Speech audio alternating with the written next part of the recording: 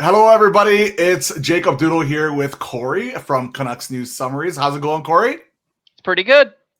So today we're going to be covering a few things. Now, we're going to split this up into two videos, mostly because we didn't want to talk straight for like 30, 40 minutes. So the first thing we're going to cover is Elliott Friedman and his kind of quick news and his 32 thoughts in the morning. And then we're going to get into the Patrick Allvin interview. So, of course, this is news you might have missed for the Vancouver Canucks. We go over the news of the Canucks every single week. And if there's a lot of news every single day, we'll cover it here. And today, Corey is actually going to be joining us, who does all the recaps for this lovely news. So let's get straight into it. Elliott Friedman, 32 thoughts. Brock Boeser, he knew that they could go back and sign him if they wanted to, knew it would take $50 million to sign him. Now, we've talked already at length about Brock Boeser. Corey, you've also talked at length about Brock Boeser. So definitely check out some of my older videos on that. But basically, Brock Boeser chose us. It feels nice. The price was nice, and there were a lot of teams after him, but he chose the Vancouver Canucks, and that's really nice, Corey? Yep. Good contract. Term's a little long, but whatever. That's what you're going to get that cap hit and get a guy who wants to be in town. And for Christian Dvorak here, they wanted him, but they got beat up by Philadelphia. We've reported that already as well. We've reported, like I'm an insider. Yeah. We've covered that already. There you go. Much better. Offered him term, but he's betting on himself. So, they probably wanted to give more of an opportunity for Dvorak. I'm kind of happy it didn't happen personally, but it's still, we need a second line center, right? So, yeah. Corey, what can you do, man? We need a second line center. What do you think about Dvorak and also the fact that Suter didn't come back? I am probably higher on Dvorak than others. His profile was very similar to Kiefer Sherwood's in terms of 5v5 scoring relative to minutes, and also his line mates. Now, he was playing with almost entirely Josh Anderson and Brendan Gallagher, who are still good, but not that fleet of foot anymore. They're way older, and his scoring rate was really good with them as a line. So I get the idea of the Canucks thinking like, hey, if we elevate him up, he's still fairly young, big body, good at faceoffs, all these things. He's an actual center. Can he work really well with better wingers? Mm-hmm. And with Suter, the fact is, apparently the Canucks didn't want to go as high as some of the other teams. And I was thinking maybe they were going to go around 3x3, something like that. Again, that was not confirmed or anything. But apparently they were going to go back to him. It wasn't enough money, so Suter went elsewhere. Kind of a bit of a loss for sure. But now after getting Brock Boeser, I'm perfectly fine with not having Suter. But it is going to help or hurt our penalty kill. So another great penalty killer that we have on our roster, right, Corey? Yeah, he's a fantastic penalty killer. Like the number one forward out there was like glued to the hip with Forbert and Hronik, and just a great unit.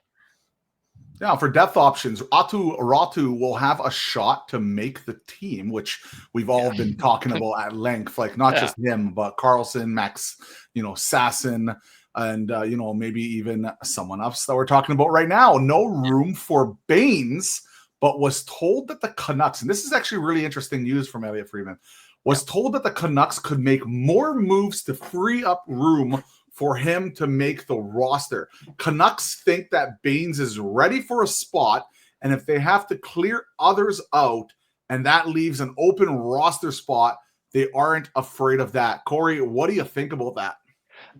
So what Elliott starts out saying and then what he ends up at are kind of two little different things. He starts out saying like, oh, there's no room for Bains, implying that the Canucks want to make room for Bains.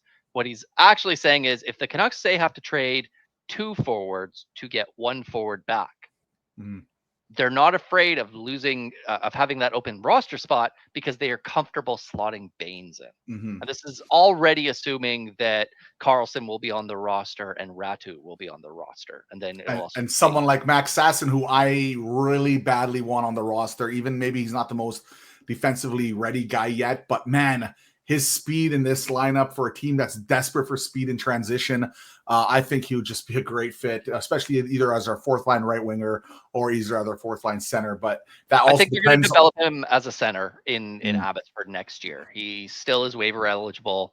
And so I think it actually is probably better for his development and better for depth of the team overall if they basically have him as like that number one center in Abbotsford, leading the charge, working on his face-offs and everything like that. Because he's not actually that great at center face-off wise in the NHL level, great as a winger. But if you can get him to be a really strong fourth line pivot at the NHL, and by doing that, he has to play in the NHL. That's great. They have the depth to do it, and they should definitely focus on that. But if he wins the spot out of camp, then fantastic. More power to everyone.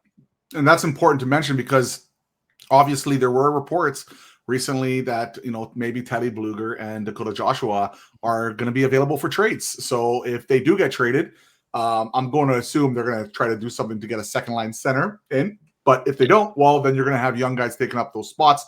Maybe they'll find some bargain bin guys like God, Roslovich is still potentially available, right? I know he's technically a winger-ish kind of center, but hey, he's available. And we could always slot him somewhere on this team if we really, truly believe in him. And it's been almost half a week now since free agency. So, you know, I'm going to assume he's not going to cost as much as they probably thought originally. So just something to think about. He doesn't think the Canucks are done tinkering, which this has been confirmed now through Alvin and Jim Rutherford. They're not done. And they did mention, especially Rutherford, that they are still looking for a second line center. So talking about the second line center, they don't want Chytil as the number 2 center long term. I think that's more health concerns more than anything, personally. But I think if Chytil is, you know, productive, and if he goes on and shows that he can be healthy for an entire season, I think they'll be a lot more comfortable. But right now, we just don't know that yet. And also, in my oven, something is ready for me. So that's good to know when I'm done this video with you, Corey. All right. Fill that stomach. Okay. Are betting on the same group minus Miller and says they feel that they are closer to where they are 2 seasons ago than last season. What do you think about that? Yeah, I mean, that's kind of been my argument. I don't think the Canucks are. I don't think everything's going to go as bad as it did last year. And if everything did, you just need some things to break right. And if things break right, if more things break right than break bad, they're actually in a pretty good spot. Especially because which teams got better in the not the Pacific and in the West in general. Like, I don't know if any team actually, including the Golden Knights. The Golden Knights are already one of the best teams. Like, they got better, but they're already at the top. So yeah, absolutely. And one interesting thing is with the whole Elias Pettersson. Remember, a lot of people thought there was even a chance that he might have got traded. Now, obviously, when we looked at the center market, it was so rough to kind of find any sort of replacement. So a really young center would have to come back in that deal. Obviously, they felt pretty confident. Pettersson's been apparently putting in the work. He's been going to meetings. He's been going to lunch. He flew across the world just to go to a meeting, which was very promising. Did some extra training in Vancouver, which was promising. And apparently everybody's healthy as of right now. So that's very promising. And he did mention that Jen Rutherford was a guy who was fully confident in signing him when he did get signed. So so Elias Pettersson is obviously going to be the main key of this offseason. Like, let's be honest.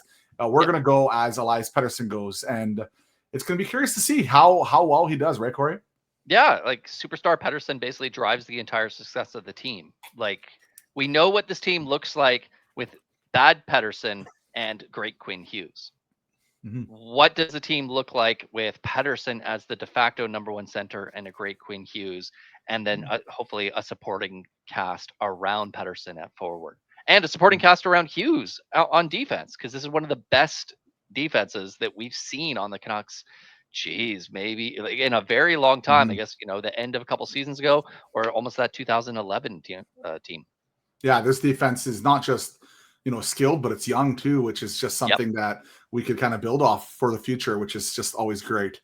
So again, guys, this is Corey from @VCanucksNews and myself, Jacob Doodle. Drop a like if you guys enjoy these news you might have missed videos. We are now going to be recording the second part, which is a very long one with an interview with John Shannon, Landon Ferraro, and we're going to be covering that right now. So after you're done finishing this, watching this, liking this, go check out the next one. Thank you so much, Corey.